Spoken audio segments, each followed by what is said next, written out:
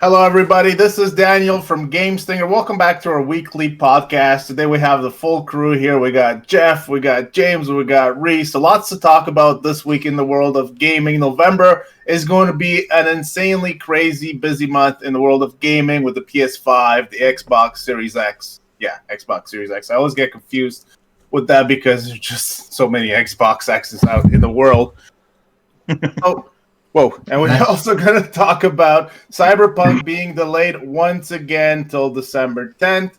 And so some other topics in there as well. So welcome, guys. Welcome back to the weekly podcast. Let's get started, Jeff. What are we going to start with today? Talking about Cyberpunk right away. So it was delayed again. Going to pull that up real fast. So who had bets on this? I think we all kind of thought that this was coming, right? Yeah. A simple yeah. I think like everybody thought Cyberpunk was going to get delayed. It just seemed inevitable. I mean, when they originally said November 17th or whatever. Yeah. I was really skeptical. And honestly, I'm still skeptical. I'm still unsure if it's not going to get delayed until December 10th, 2021. I wouldn't be surprised if they come back and are like, hey guys, yeah, we said December 10th, but we actually meant December 10th, 2021. So just relax a little bit. But yeah, I'm not no surprises there for me. I think the big kind of takeaway that we have from this though is they were talking about how it's ready for the next gen consoles, but they're working on the current gen.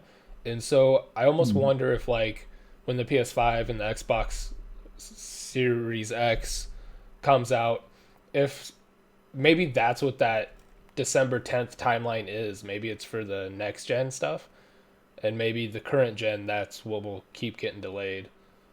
And then interesting. It's because of the bigger market still the last gen, isn't it?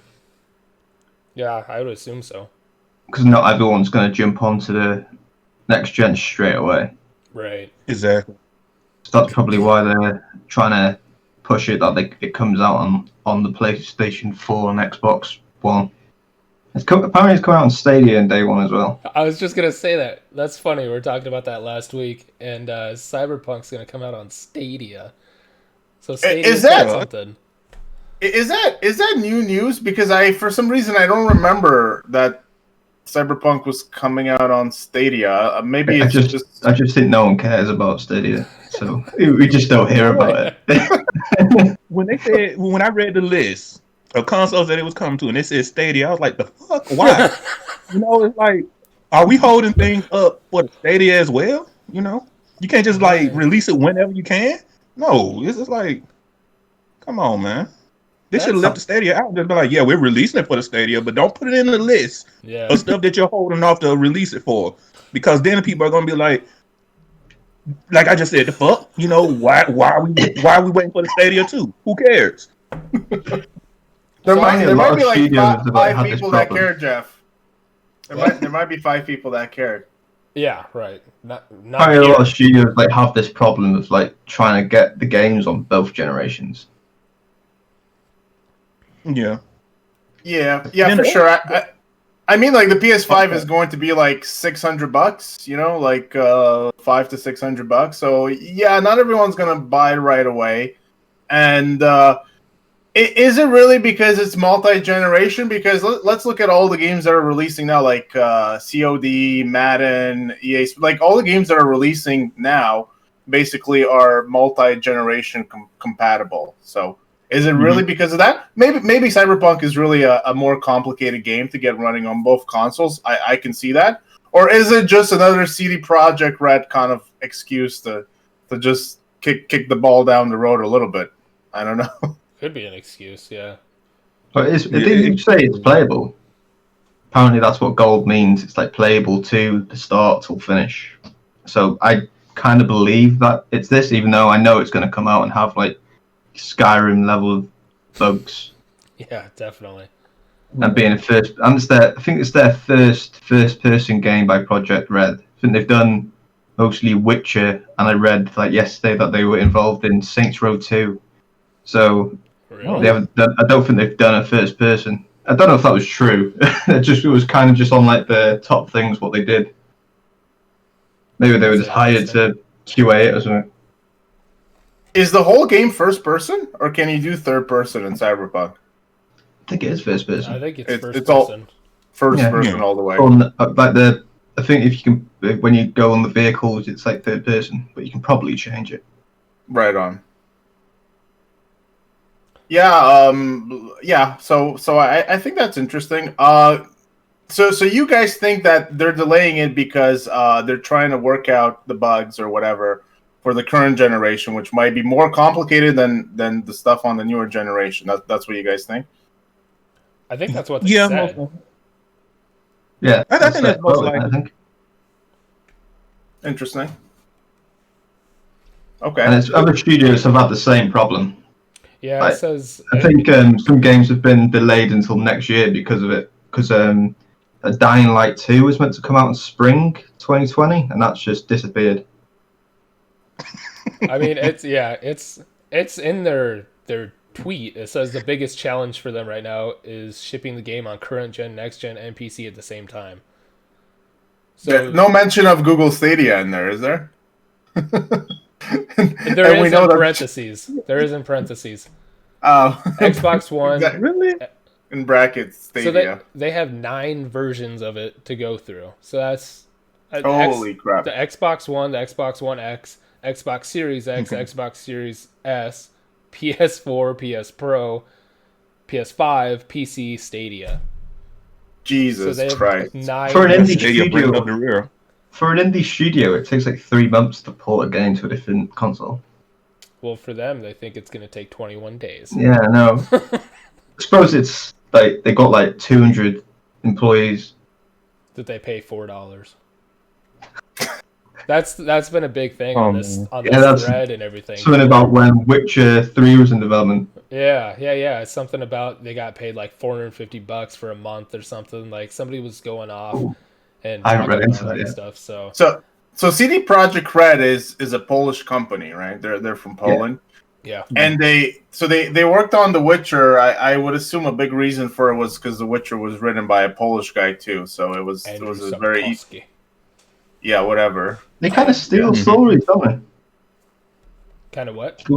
They kind of steal stories, because wasn't this like a tabletop game or something?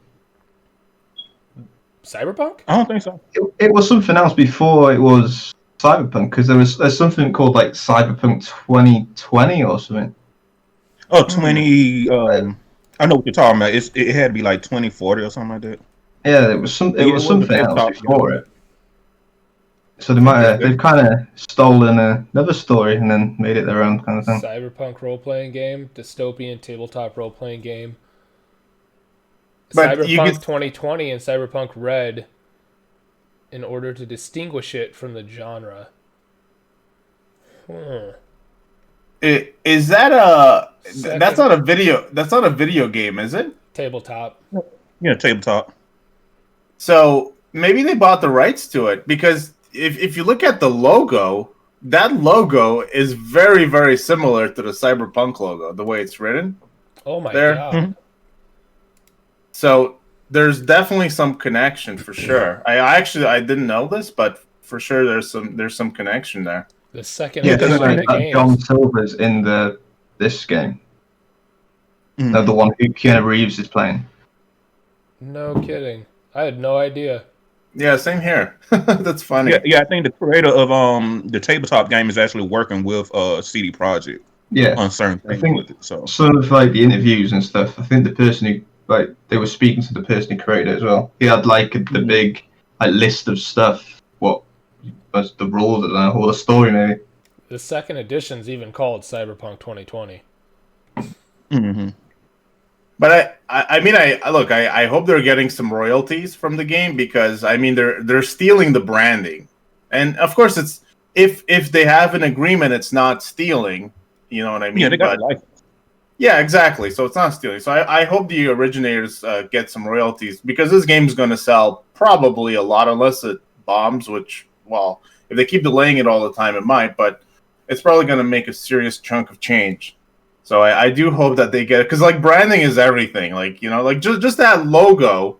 The logo is cool, right? But just the logo, like a company taking something else that's already created, like not even creating their own logo, or you know, it's very similar. That can be worth like millions and millions and millions of dollars right there. Just that one thing. And So branding is really, really important. So I do hope that, you know, I didn't know that it was the branding was copied or I had no you know, idea. licensed or whatever. It's pretty interesting. This goes all the way back to 2012. It says it was confirmed that Pondsmith, the guy who made the tabletop, was working with CG Projekt Red on a video game set in the Cyberpunk universe. So as far back as 2012, this has been kind of on the table. I think there's just been so much news about delays and whatnot about this game that like some of this other stuff just kind of gets overlooked a little bit. Yeah, I had no idea. So it's at the same development time of the latest God of War, for 8 years. Yeah, that's insane. So for a studio, it takes 8 years to change from what they know to something else by the looks of it. What was the development on Duke Nukem Forever, by the way? How long did that take before it came out? Well, isn't that meant to be the really, really hard one? I'm just trying to compare, just to see. Because that's the goat of video game delays right there. From 96 to That's one of the worst games ever as well, isn't it? By the way, I love how they have your answer for you in big letters, 15 years, because it's such a like searched question on Google. You know, Yeah. they got to give it to you in big block letters. I love 96 that. to 2011. And the bad thing is like when a game takes that long to be developed and it's not even like decent at minimum.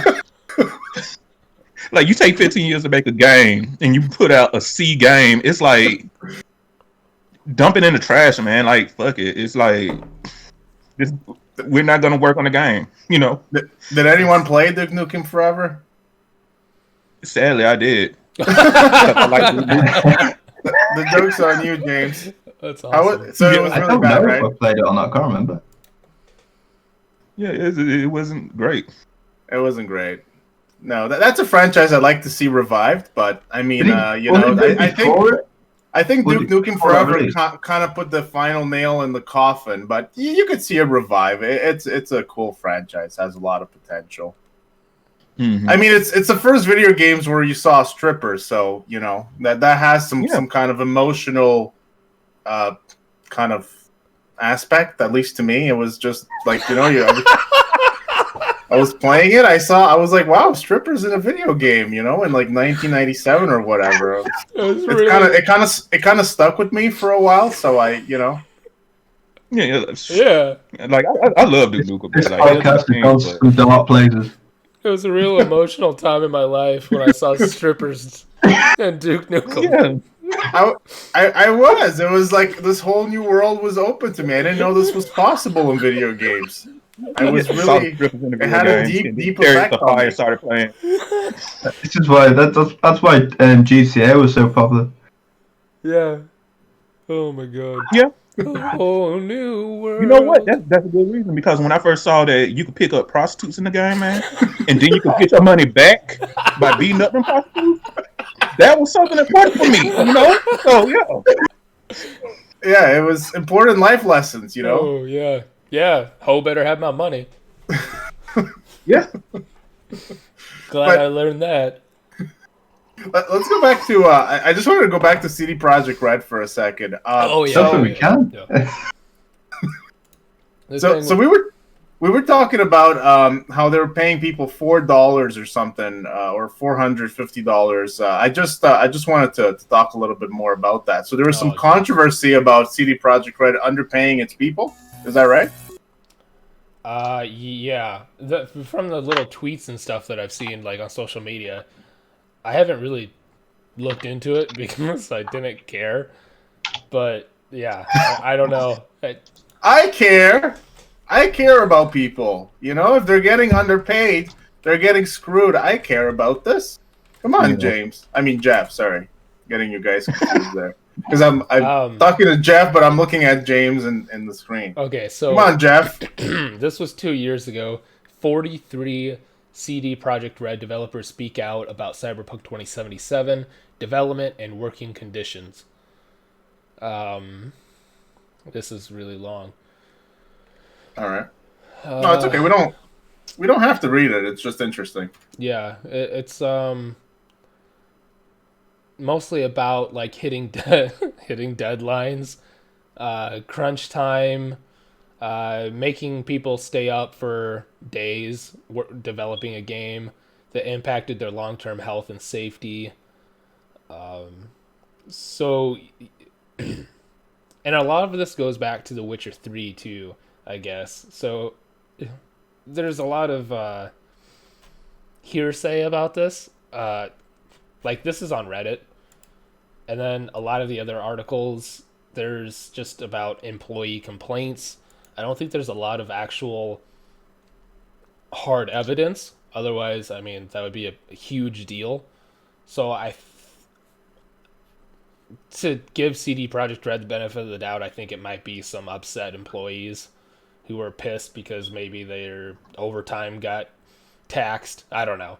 But just, yeah. That's interesting. We're talking about employees in Europe, like in Poland, or we don't know? We're just like completely anonymous. I don't know. I'm looking. It just says over 200 developers working on the game. 43 came out.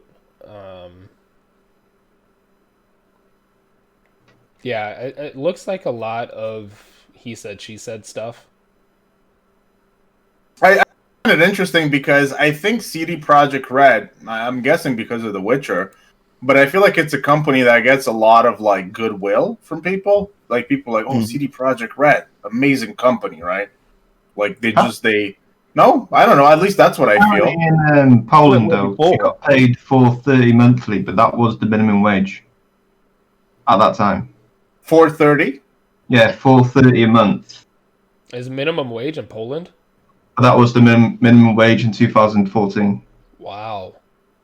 Holy shit. But also, like, before I get to the point, to this other point, and it's like, Jeff, I thought you was going to say it's a lot of he said, she said bullshit, but you didn't. But it's like, it's just a tweet. They're getting paid low. And then, recently they got these death threats against them and stuff about the game. Right. And it's like, we don't get paid enough to deal with y'all bullshit threatening us and shit, man. Yeah. So some of the developers came out too. Like there was a tweet going around talking about how they're people too. And so like the death threats are a little uncalled for. And it's insane. Anybody who threatens somebody because of a fucking game is already out of their mind. But what are they threatening for? This game is taking too long. I'm going to kill you. Yeah, exactly. It's not gonna make the speed of development any quicker, is it? So if I go out and kill a developer that's making the game that I want to come out sooner, how is that going to make the game come out any faster? Yeah, I mean, like people are dumb. If you want to get on a plane and go to Poland to threaten someone who's getting underpaid making this game, and you get clapped, that's points against you.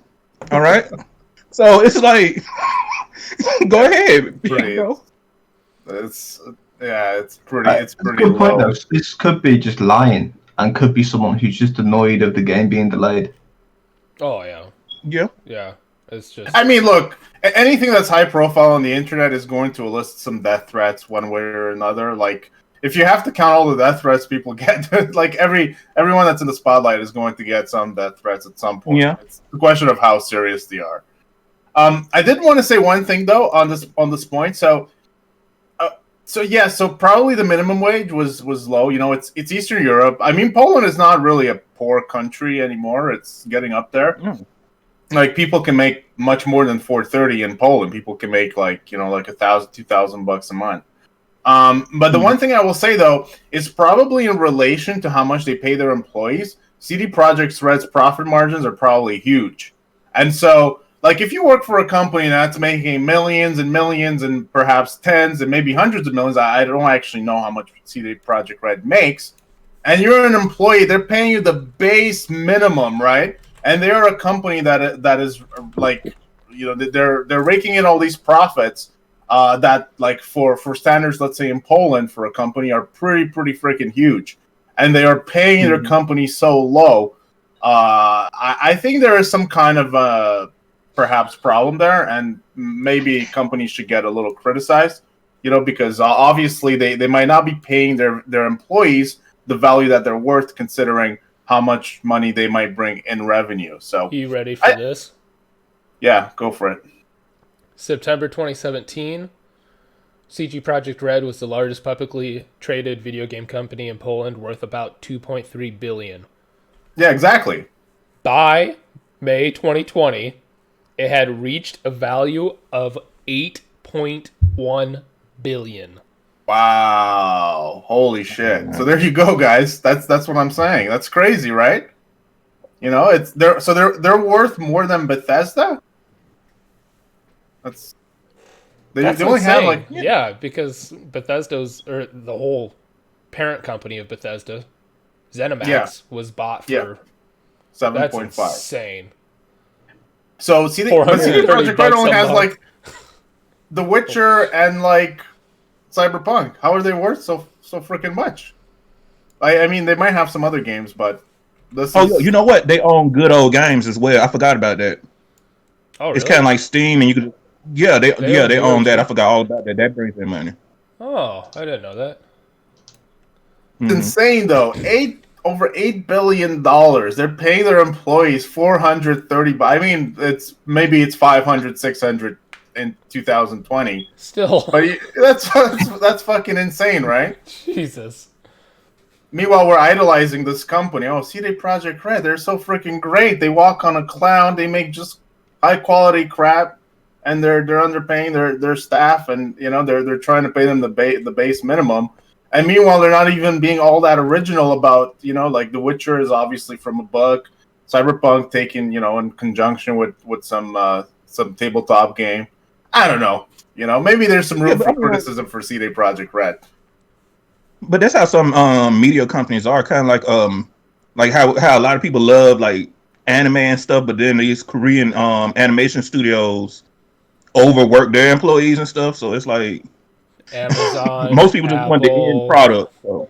Microsoft, any freaking company, really. Yeah, but so like, I don't know. It's hard to say. Yeah, it's true. Like, especially in Korea and perhaps Japan too. Like, overworking your employees to death is probably a pretty common thing. Like, it's like I think they have labor laws. I'm pretty sure they do, but it's just like the standard in Asia, especially in Korea and Japan, is that you never leave the office until your boss leaves the office. It's just poor optics. And I'm not even sure if you get paid for all the overtime that you do. So it's not uncommon to see people work over 12 hours a day, like, 5-6 days a week. And just and in Japan, they actually like have a disease called like, being overworked. It's considered an actual like condition. So it's like, but no one's going to stop, like, get your ass back in there and work. You know what I'm saying? It's like, they're not going to stop doing that. Like, if you're a Korean in Korea, and you're like, hold on, I'm being overworked and I fucking hate this. This is ridiculous, right? I'm not getting paid enough for this bullshit. And you go up to your like employer and you just give him a piece of your mind and everything.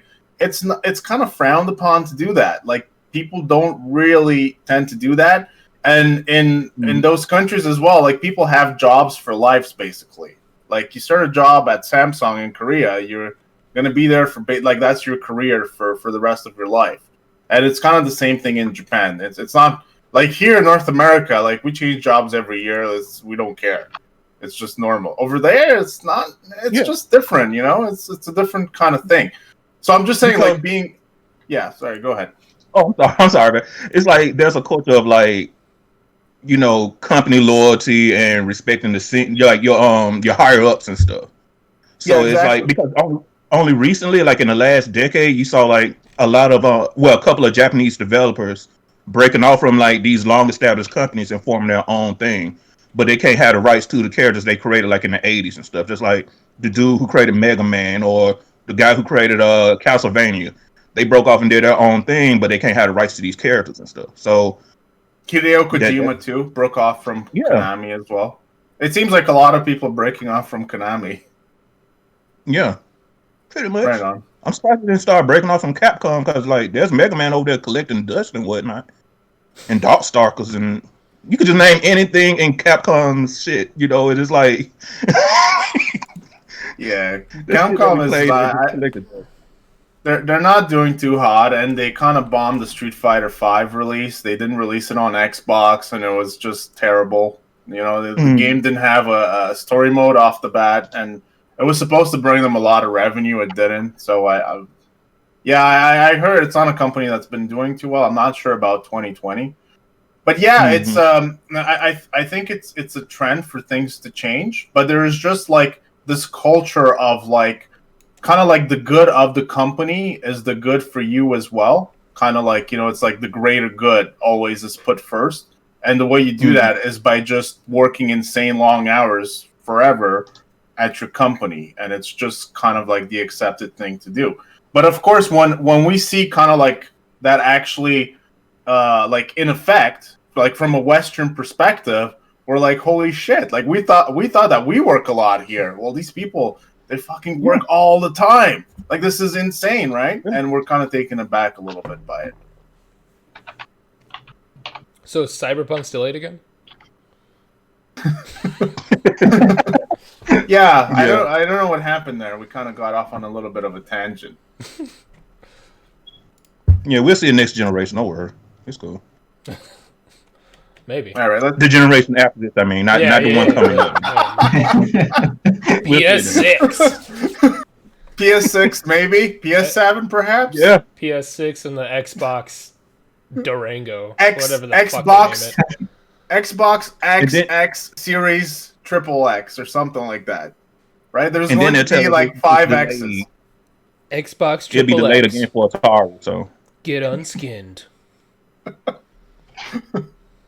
I think they should do it. I think they should go for it. Xbox Triple X. It would sell like hotcakes. yeah, there's already 3 X's in it. So yeah. I know, but you got to put them together though. You know. Yeah. yeah. All right. Netflix. Let's get on from Cyberpunk. We're going long. All right. Okay, so Netflix is developing a live-action Assassin's Creed series. Anybody know anything about that? Anybody read anything? I haven't read anything about it, but I'm not surprised because a lot they're really looking at these video games to make TV shows out of now. So I'm not surprised. I'm surprised it took this long. A live-action adaptation of Ubisoft's long-running series coming to Netflix. The first of several new series that Netflix has announced as the agreement between the streaming platform and Ubisoft. And it's not only for live action. There's animated and anime. That could be kind of cool. Assassin's Creed anime series. Yeah. So they're going all in with this Assassin's Creed stuff. It looks like it. Yeah, the live action show is still in early stages. I don't think they've cast anybody. They're still looking for a showrunner. And this is the little teaser that we got, just the logo with the Netflix symbol in it. Oh, wow. Yeah, they ready. Yeah. like it's like, you know, it's gonna be cool. I mean, Ubisoft, like, they milk the franchise like all the time, so let Netflix get in on it. You know, they could double team together. It's cool. They could do a better job than that Michael Fassbender movie. It was terrible. But I mean, I wonder if it's gonna be similar to The Witcher. I was gonna say, like, The Witcher's amazing, so I hope that they can do something with Assassin's Creed similar to that. And they also have the Resident Evil series coming too, so Ubisoft and Netflix are really getting after it with each other.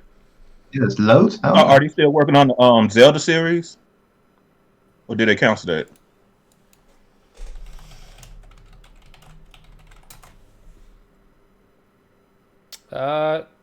That looks like maybe. Is it animated? Oh, okay. I thought it was live action because they said it was supposed to be like they want to try to make a Zelda that's like Game of Thrones or something. What? I would love to see that. Dope as fuck. Link chopping off heads, putting them on spikes. That would be awesome. Yeah. The original rumors came about 2 years ago when we heard that Netflix would be working on a Zelda series, but that was it. Oh man. You know, Netflix might just end up dropping it. You know what I'm saying? That's what they usually do sometimes. It's just like, oh, new show out this Make week. one season, then cancel it the season after.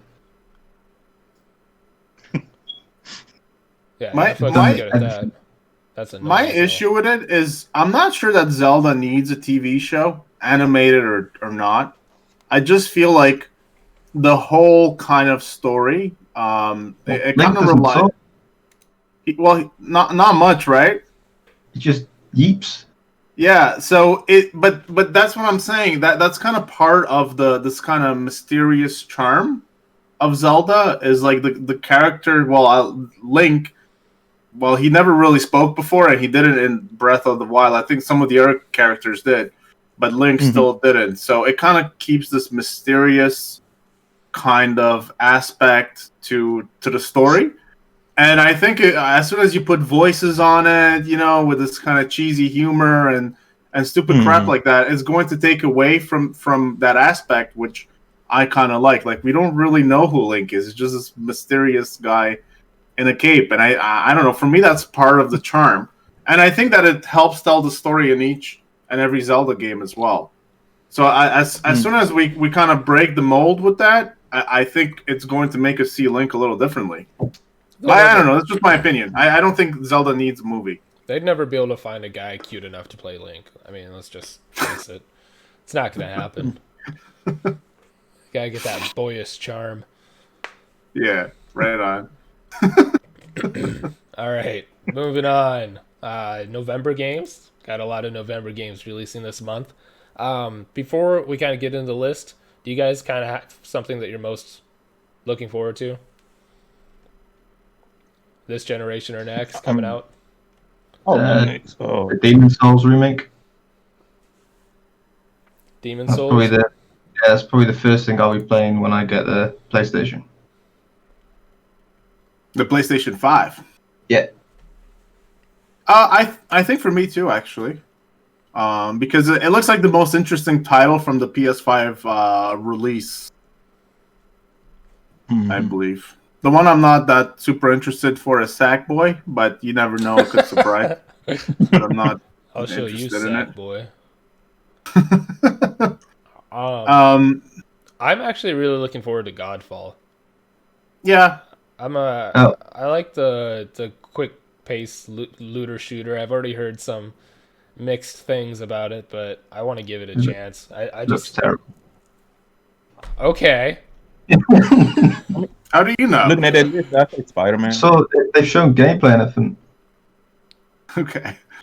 Okay, fine. So you know, Okay. So I concede. Okay. So next month, Dirt 5, Assassin's Creed Valhalla, Yakuza Like a Dragon, Fuser, That looks good. 13 Remake, Just Dance 2021, Spider-Man Miles Morales, Godfall, The Pathless, Sackboy, Call of Duty Black Ops Cold War, Kingdom Hearts, Melody of Memory. I didn't even know there was a new Kingdom Hearts coming out. Yeah, that's your thing, Jeff, right? I mean, it's okay. I like Kingdom Hearts. Kingdom Hearts is It's kind of like a. Probably play this. It's kind of like Cyberpunk. Like it's been like we're going to do a new Kingdom Hearts, and people are like, "Yeah, we're going to get a new Kingdom Hearts," and then you never. It's like And then they were gonna It's coming. Don't worry. But They were gonna do They like released the game last Trust year. me, believe me. Kingdom Hearts Yeah. 3 came out last year. yeah, last year. but Yeah, it was it's like what 5 years before that, people were waiting for it. 5 or 6 years. Since the At least PS2. that one came out. Yeah. It came out. Fair So Sakuna of Rice and Ruin. I don't even know. And Hyrule Warriors: Age of Calamity. That looks oh good. sweet. That's actually that's- fun. That's like Zelda mixed with Dynasty Warriors, so that's pretty dope. Yeah, right. Dynasty So, Warriors. Yeah. so it's all like it seems to take place in kind of like a Breath of the Wild kind of like Yeah, it's pretty cool, I think. world, but it's you play as all these different characters. It seems interesting. Mhm. Oh, there's a demo Yeah, they can available. flat them up, so. Yeah, look at that. Demo, $60. Hyrule 100 years before The Legend of Zelda Breath of the Wild game. Experience the events. Battle hordes of Hyrule's most formidable foes. Yeah, this looks awesome. I would definitely play this. I probably will, honestly. Look Like at that. It's like That looks fucking Yeah. awesome. it's insane. the gameplay of like Koi, they like use the same formula for almost every game, and they just change the skin. So it's like one against many, really. It's like you just like going against all these soldiers, and yeah, it's real fun. The So first one on that's Dynasty Warriors. You're like one dude and you're fighting off 1,000,000 enemies. yeah, and then you just pop your special, and then wipe all of them out. It's like 300 people dead. Just run through on your but horse, that's like chopping heads the old off. school system, right? Yeah, The old school kind of Yeah, like beat 'em up kind of type thing. yeah. Man, Which this which I enjoy. I enjoy those games. It's just like looks pretty. Yeah. it does. This is like desktop quality stuff right here. I wonder if they've improved the graphics since Breath of the Wild, or if they're using exactly the same engine. Because the graphics looks pretty good. They look pretty good, but I think they were pretty nice in Breath of the Wild too. What's the new game coming out that everybody's saying is a ripoff of Breath of the Wild? Looks just like it. Same art style and everything. It's really popular right now. Well, Oceanhorn? Genshin. Is that it? Oceanhorn? That one? The online one? I don't know. Type in Zelda Breath of the Wild, a ripoff game. They'll get loads of. Chinese Breath of the Wild ripoff. Oh, Genshin Impact. Yeah. Yeah. Okay, you're right. Yeah, this. Oh, yeah. That's actually fun, though, man. Have you played it? Yeah, I played a little bit of it. Is it really a Breath of the Wild ripoff? No, it's just like any other like RPG that's open world and stuff. It's It's just got the same art style. That's pretty much it. Yeah, That's just but what the I've gameplay seen. is like different.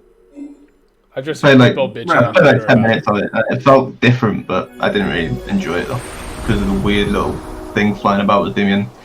that. Looks Oh yeah, that pretty. thing annoying. Look at that.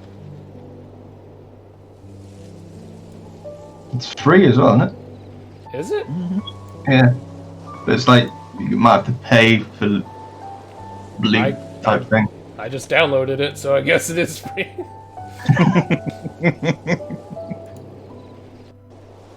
Yeah, I don't know. I just saw something on Twitter about it, and because I've been using Twitter a lot more lately because I hate my life, and I saw people on there bitching about it, saying that it looked the same and they used the same art style, and mostly just complaining.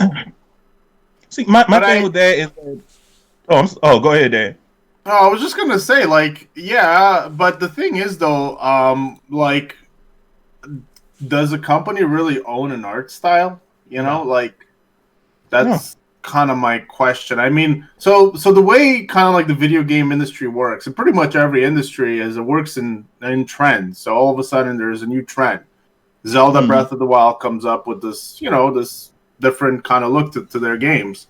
And, it does well. And other games are like, wow, well, maybe we can do something with that. So as long as it's not exactly the same, like, I'm sure they didn't copy the Zelda engine. I'm sure they have their own stuff. It's just in similar, not the same, but similar art style. So as long as it's in similar art style, I'm not sure really that it's they're copying per se. Right. Just my opinion. You see lots of stuff getting kind of copied. It's not. I don't know if it's a huge deal to me. Yeah, like whole genres have been copied. It's like when you had Final Fantasy and Dragon Quest. Those were like the only 2 Japanese RPGs out, and then every studio started doing them. Yeah. So yeah, it's like you can't really copy certain things in gaming, man. It's like you can cut a storyline. Yes, you can look at a storyline and be like, that's the exact same fucking storyline from this game that I played 2 years ago. Yeah. Even the character looks similar. You could do that, but it's like as far as like a whole like gameplay mechanic or art style, no. It's like, and then it's like people become fans of certain series or games at a certain time, and then when a big game comes out, it's like this game copied off of this game. It's like, no, there's nothing new under the sun. This is like these elements have been in other games throughout the years and stuff. Okay, it's like Nintendo just brought this art style, but Legend of Zelda didn't really have a huge like open world to run on. If you play like Ocarina of Time, Hyrule was like deserted for real if you played it bad. All the towns were on the outskirts. So it's like, it's come on, man. Come on. I agree. Like, talking a lot of sense there. Better calm down. Gonna get a knock at the door from the FBI soon.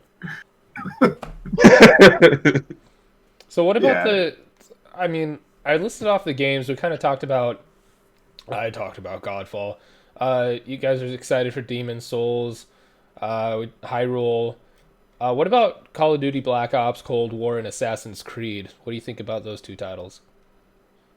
Anything exciting stand out to you?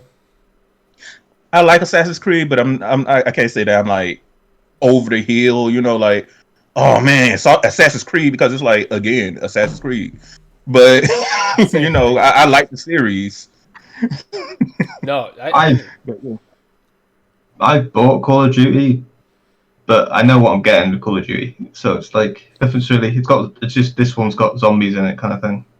The story looks kind of decent this time around. That's all. I think Black Ops series has the best series. Modern Warfare gameplay, but it's just the title just goes every year. There's a different one, so. I like that Ronald Reagan is in Call of Duty Black Ops. Cold War. It's how many Call of Duty games do we have? I don't, I just 20.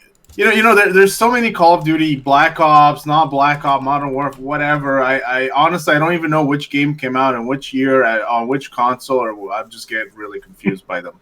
After Ghosts, I fall off real fast. Yeah, right. But I will buy modern Cold War. I will buy it. I haven't. I actually downloaded it on the PS4, but I because they had I believe a free to play beta or something like last week or the week before. I downloaded it. I just haven't had the chance to play it. But I mean, if you're a Call of Duty player, or if you want to play Call of Duty, you have no chance but to buy the new game each and every year because that's where the players go and play, right? So everyone's going to be dumping last year's, which I forget what it is now because, like I said, I get confused. Yeah, Modern Warfare, whatever. And everyone's going to be playing this one. So you got no choice but to dump the $60-$70 on the new game. Anyways, now my question, Reese, is it a choice? Yeah, you do. You're strong. My question, Reese, is this one? Do you think it's worth it based on the little bit that you've played? Let's just say that you're considering the game, and you're on the fence about it. I don't know really. Like the story looks decently different with them saying there's going to be multiple paths and stuff like that, but I haven't saw enough of it to I'll play the campaign. I've played the campaign of everyone I've played really, but nothing really stands out as different as much really compared to the last one. What seems to be a massive leap from whatever happened before and brought a lot of fans back. This one just seems to be more of the norm kind of thing. Are you talking about Warzone with the last one? The Modern Warfare release seemed to bring a lot more fans back because everyone seemed to drop off with Ghost. Because I dropped off with Ghost as well, and then came back when Modern Warfare came out. Or whichever one added the jetpacks. Is that Black Ops 3? I think it was Advanced Warfare. I think, I'm not sure. It went in the future. Ruined it. It went in the future. What ruined it, and then Modern Warfare brought it back to realism. What made it better. But they kind of just ran out of things to do, so they just went in the future and gave us space fighting and weird stuff and made it more Star Wars. It was great. It was stupid. As soon as Call of Duty players started double jumping over buildings, I was like, out. And wall running and stuff because they just wanted to copy Titanfall. It was just stupid. Jumping on trends. But I mean, let's be honest, guys. Call of Duty is a ridiculous game anyways. Like, there's no realism to that game. Like, just the way that you move and, you parachute and all that stuff is just kind of like outrageous. If you want kind of like a more realistic shooter, you go play CSGO, not Call of Duty. Like, let's be honest about that. SOCOM. Holy shit. SOCOM.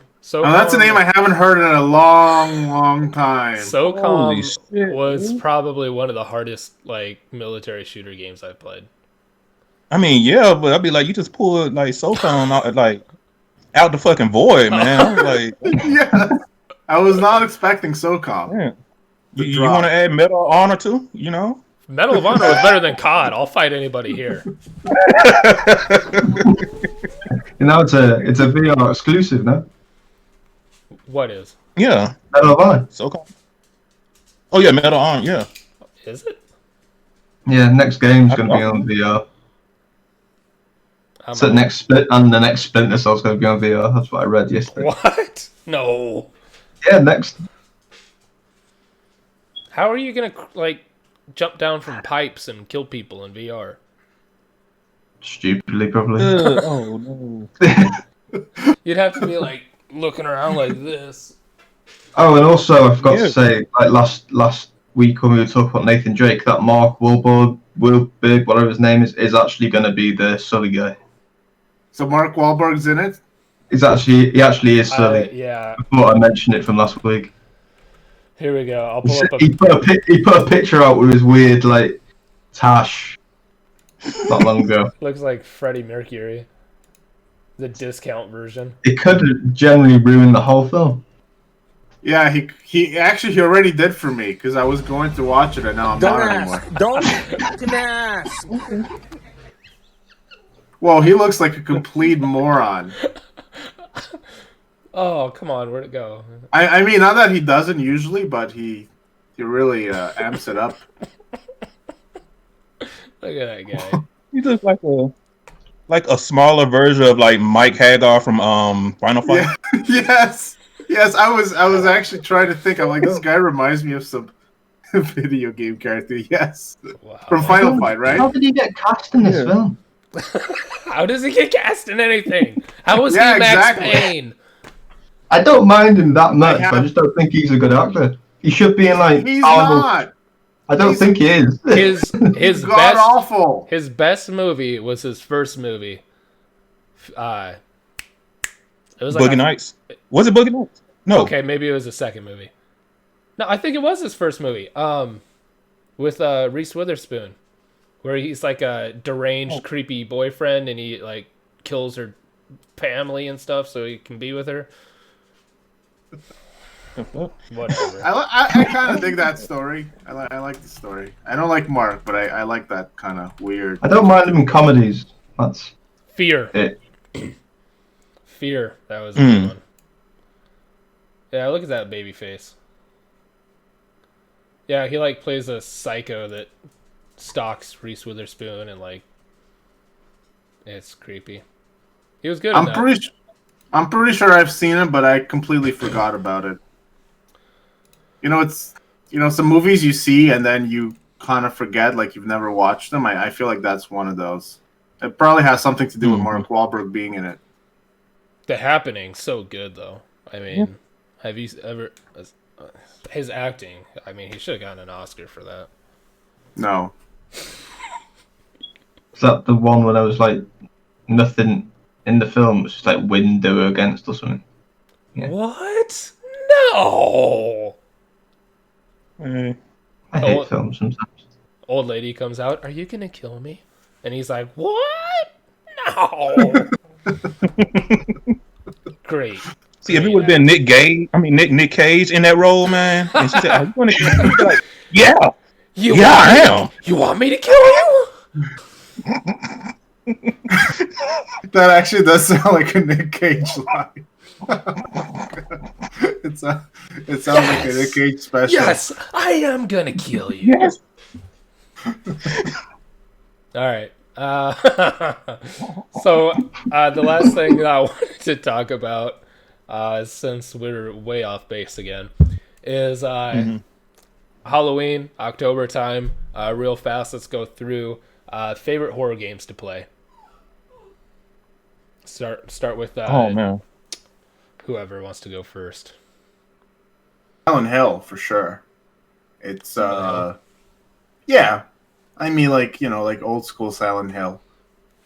One of the games. I mean, I love Silent Hill, but one of the games that I didn't get into. I was going to school when it came out, didn't have enough time, but it looked scary as look. It was Dead Space. The Dead Space series looked really awesome, and I just never really had the chance to play it. I've always been thinking that I'm going to play it one day. I don't know if you guys played it, but it looked pretty damn good. Yeah, that was definitely a good series. Until like, was it really scary? Yeah, I think so. It had some jump scares, and then it made you feel like you were by yourself in like a spacecraft kind of thing. Yeah, which is really it's awesome. I think I go way back and say like Splatterhouse, the old Splatterhouse games on like Genesis and stuff. I like that. That would probably be like my favorite, because I don't really play horror games that much. But something like that, or like I don't know if Dino Crisis would count as a horror game because it's basically Resident Evil with dinosaurs. So I don't.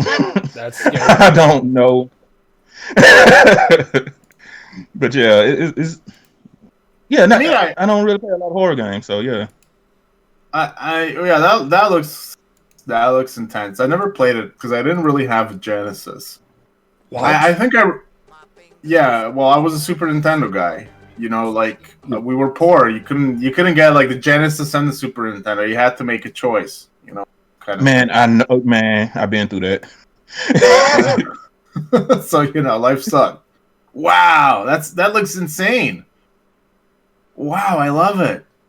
I never played that, but that looks awesome. I've never even heard of this. You're basically like a Jason just going around mowing shit down. Yeah, and he's supposed to be like, the whole thing is like something happened to his girlfriend, so he's going back to get her back. But that's it. That's the only storyline. They don't need anything deep or anything like that, and you just go around whacking shit. So it's like, this is my kind of shit. I love it. Got a shotgun. He does a little crouching, a little sweep there. That's pretty awesome. Look at that. You have a shotgun. Shoot it. What is that? No, he's like, no. Wow, that's pretty but awesome. Also, I think I also add, like, it's not a good game at all, but it's like also old. It's the Friday the 13th. That was like, I think it was on Nintendo at one time, mainly because it has this quote that if you die, it goes, "You're dead, your friends are dead, the end." You know what I'm saying? And I'm like, yeah. By the way, since we're on the topic of old school games, did anyone play Altered Beast back in the day? I think it was on Genesis too. Yeah. Did anyone find that game scary, or was it just me? Maybe just it was. I liked it. I liked it. It wasn't scary, but it's like your grave. Not scary, but it was a little disturbing. Maybe is more the more the word. I'm not sure because for me, like, it was first of all, it was a game that was hard as hell, and I don't know, it was like some of the visuals and stuff in that game. They, maybe because I was like 4 or 5 when I played it. Maybe that's the reason. But I don't know. It kind of left the mark on me. I never really played it since then, so it's probably just because of that. But I thought it was I don't know. I thought it was a little interesting. All right. What about Reese? Or did you say what? I think mine would be the Resident Evil 2 remake. Because I like zombie games. That's my favorite like horror genre. But I'm currently playing through that Evil Within, and that's quite good as well. I mean, if I have to be honest, probably the best horror. Okay, so the best horror game experiences that I had were Silent Hill 1 and Resident Evil 2 on the PlayStation, both of them. Like back in like 97, 98, whenever. Those were I haven't played the originals. Yeah, like I remember, playing through Resident Evil 2, and it was just like, I don't know if it was crazy scary, but it was just an awesome experience all around. You definitely felt tense at different moments of the game. You definitely felt this tension. I think Silent Hill 1 was scarier just because it was a little more messed up. In a sense, like Silent Hill, Resident Evil, it's going to be zombies. You walk into a room, you might see an unexpected zombie or something. So you kind of know what to expect a little bit. Whereas Silent Hill was just they took it up a notch, and it was a little more unexpected in terms of the visuals, and just like it was almost like non-stop tension from start to finish. Yeah. You never felt safe in this game. Ever. And also, like, you could see there, you could see the fog, and of course the fog is probably because the PS1 graphics or the PS1 system was so shit that you couldn't see too far away. But in any case, it made for like, it really amped up the intensity because you couldn't see anything, and there could be shit coming from any direction. It was insane. And like, at no point in the game could you just be like, okay, this is an easy stage, I'm just gonna like, all right, I'm just going to go into relax mode for a bit. I'm just going to chill here. You couldn't do that anywhere. So I think for that reason, probably a little scarier. But I think that Resident Evil 2 was just as awesome in a different way. But yeah, look at that fog, man. That was just so scary back then. You just never knew what to expect in this game. Unbelievable. Kind of going with you, that... I think it's because I grew up on the PS1, but Resident Evil, the first one, I think, is probably my favorite. Just for the simple fact of anything, just the stupid fucking camera. The running through a hallway and seeing it from one angle, and then not being able to see what's in front of you or whatever, like, it was just terrifying. And it was dumb, but I really like the inventory system, and I like the collecting key cards and, rationing ammo, and that was terrifying to me. Look at that, just beating the shit out of her.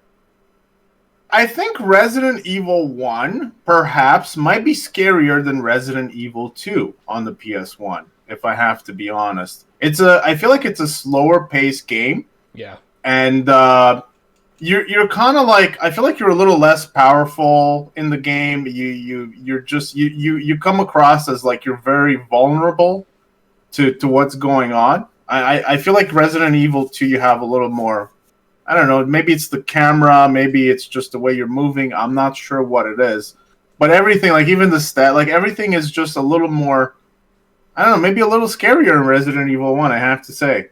And of course it's, Resident Evil 1 is the original series, but I actually played Resident Evil 2 before I played Resident Evil 1, and I still think that perhaps the first one is a little scarier.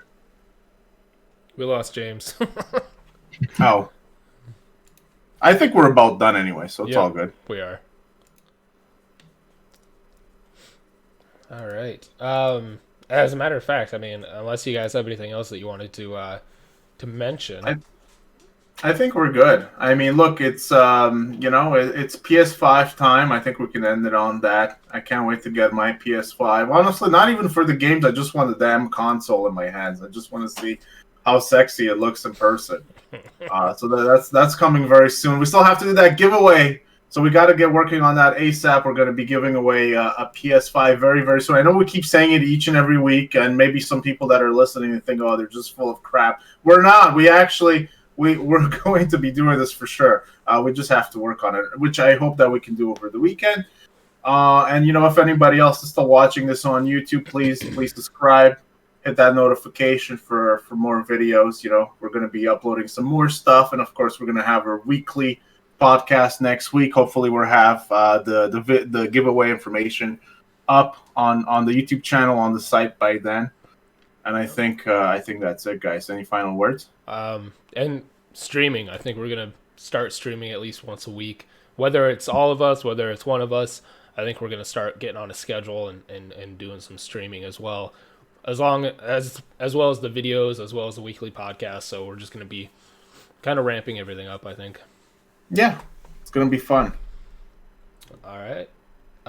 So yeah, we'll see you guys next week. All right, awesome. Take care, everybody.